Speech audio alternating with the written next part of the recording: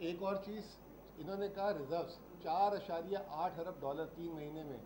एक तो शौकत साहब ने फिगर बताया कि 7,300 अरब रुपए इन्होंने जो है कर्जा लिया, और इसके अलावा 4.8 अरब डॉलर का फॉरेन एक्सचेंज इन्होंने रिजर्व्स ख़त्म कर दिए हैं 3 महीने में। 5 अरब डॉलर, 2.3 अरब डॉलर चीन से है वो ख़त्म हुए।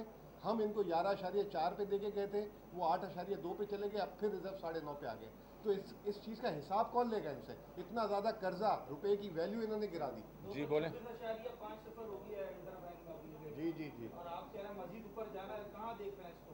देखें, ये तो देखें, मैं तो इस पर कोई प्रोडिक्शन नहीं कर सकता। वजह यह है कि इस वक्त अगर आप अंदाज़ा करें कि कोई बेसिस होता है जिस पे आप प्रोडिक्शन करें। एक बेसिस ये होता है कि अगर आपके पास मुआहदा हो जाए, जिस तरह IMF का मुआहदा होता था, याद है कैसे मुआहदा होता था, 5, 6, 7 रुपये जो है रुपया करता था। मुआहदा हो गया है, ये कह रहे हैं हमें 10.2 बिलियन की हमें अभी कहा है इन्होंने, और जो रेट है वो कल 222 था, आज 225 पे गया। इसका कितना हो गया? हाँ जी, 26,050। अच्छा, तो इसका मतलब है 209 से ये इधर गया है। तो इस वक्त हमें कोई समझ नहीं लग रही कि ये कहाँ जाएगा। और मैं इसलिए आपको ये कह रहा हूँ कि मार्केट ने इनके ऊपर क्रेडिबिलिटी बिल्कुल ख़त्म हो गई है। अब हो ये रहा है कि एक्सपोर्टर जितने पैसे रिलीज़ करता है उतना इम्पोर्टर को ये देते हैं, वो जो प्राइस हो, क्योंकि अब ये सट्टा चल रहा है, अभी सट्टेबाजी हो रही है। ठीक है जी। इसमें इंटर बैंक होता था जो कि स्टेट बैंक उसको कंट्रोल करता था, और ये एक किस्म से रेगुलेटेड रेट होता था, ये नहीं होता था, ओपन मार्केट नहीं होती।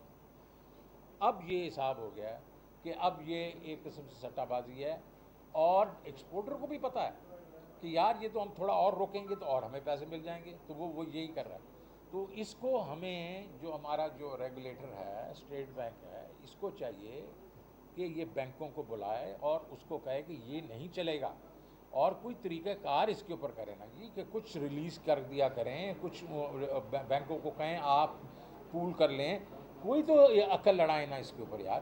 पर अदरवाइज़ तो ये तो कल को, अभी आपको मैं बताऊं, आज आगे एक डील जो हुई है 242 में भी हुई है। ठीक है जी। तो और ये इंटर बैंक में, तो मैं ये चाहूँगा कि देखो ये हमारा मुल्क है, हम भी चाहेंगे कि किसी तरीके से हम हेल्प करें। अगर ये हमारे साथ कोई मशावरत करना चाहते हैं मेरे साथ या किसी का, वो भी हम करने को तैयार हैं। इस वक्त जितने अब ये रेट बढ़ेगा वो हमारी महंगाई को बढ़ाएगा, हमारे जो डेट है उसको बढ़ाएगा। जी।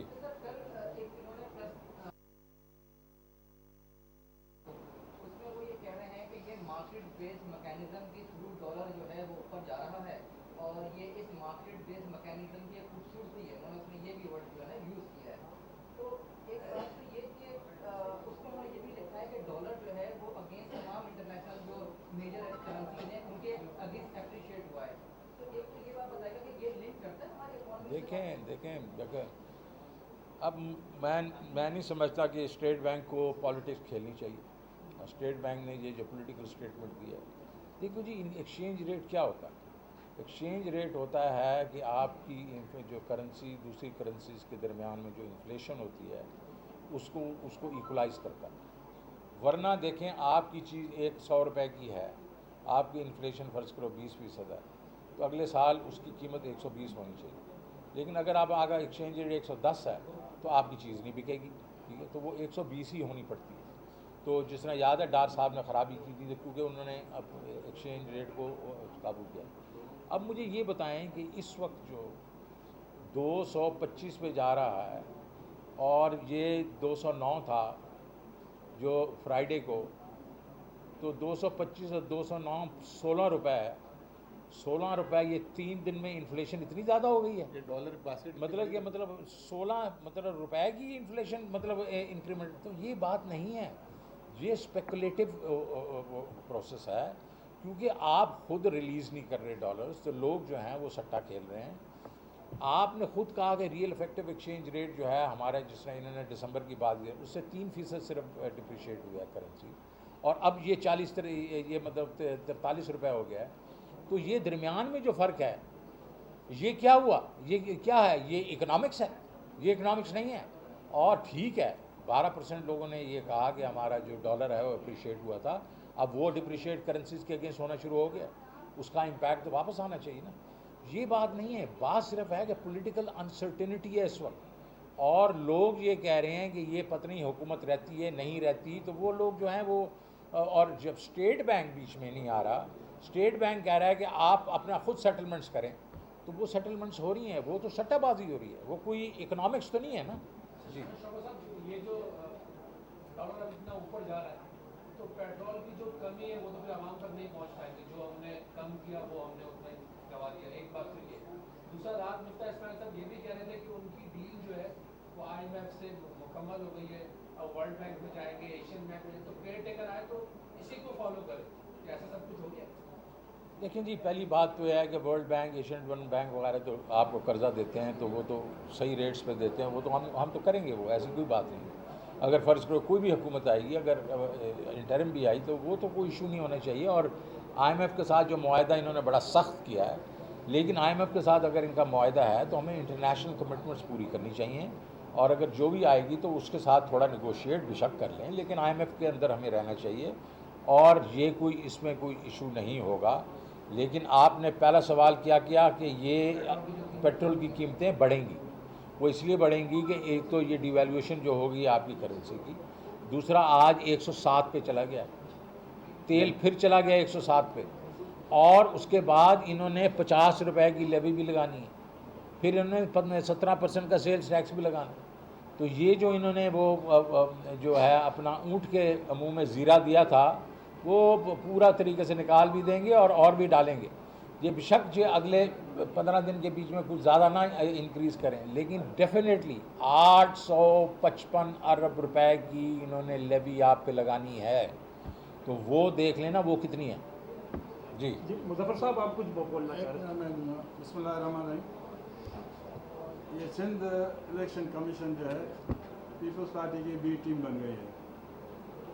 आपने इंटीरियर में जो इलेक्शन हुए वो देखे आप लोगों ने कि डब्बे घरों में ले जाके उन्होंने ठप्पे लगाए। यहाँ कोई पूछने वाला नहीं है। कोर्टों का हाल ये है कि दरख्वास्त दो तो तारीख पे तारीख कुछ कोई फैसला नहीं होता। इसी तरह यहाँ हमारे इब्राहिम हैदरी टाउन में UC 10 में रात को हमारे तायद कुरंदान और तजवीज़ कुरंदान को लेके समंदर में चले गए और 2 दिन के बाद उनको वापस लाया। इधर जब हम RO से डिस्कस किया कि भाई हमारे वो ले गए हैं, उठा के ले गए हैं, आप दूसरे हमारे पास मौजूद है, ले लो। उन्होंने कहा हाँ ले। आखिर में कहा कि हम नहीं ले रहे। दूसरा ये है कि वोटर, जैसे बिलाल भाई ने कहा कि इस हल्के के वोटर उस हल्के में डाल दिए, उस हल्के के वोटर इस हल्के में डाल दिए हैं। लेकिन फिर भी मैं चैलेंज करता हूँ पीपल्स पार्टी को कि हमारा इब्राहिम हैदरी टाउन जीत के दिखाए तो मैं उनको मानूंगा। इंशाअल्लाह ताला इब्राहिम हैदरी टाउन हम जीतेंगे। दूसरा ये है कि वहाँ इतने तक धांधली की है कि दो बंदों ने हमारे लेटर चुरा के अपने टिकट के लिए भी PTI के टिकट हासिल करने के लिए वो लेटर जमा कराए। जब हमने ओरिजिनल लेटर दिखाया RO को तो ओरिजिनल लेटर उसने नहीं माने हमारे। और अच्छा जी, DO एक मिनट सर, DO को बोला तो DO ने बोला इलेक्शन कमीशन जाए, इलेक्शन कमीशन वाले बोले तो बोला RO के पास जाओ। इस तरह घुमाते रहे। हमें तो पूरा यकीन है कि ये बी टीम है। और आखिरी जो बात ये है कि इन्होंने लिस्टें ली हैं पीपल्स पार्टी के कैंडिडेट से कि आपको कौन सा रिटर्निंग अफसर चाहिए। ये मैं एक सच बता रहा हूँ, आप सब मुझे जानते हैं, मैं कभी झूठ नहीं बोलता। और ये रिटर्निंग ऑफिसर जो उनके मनपसंद है वो वहाँ रखे जा रहे हैं। हमारी डिमांड ये है कि वहाँ इलाके के लोग ना हो, दूसरे इलाके के लोग वहाँ तैनात किए जाए। तो मैं समझूंगा कि फिर कुछ हम कर रहे हैं। फिर भी मैं चैलेंज करता हूँ कि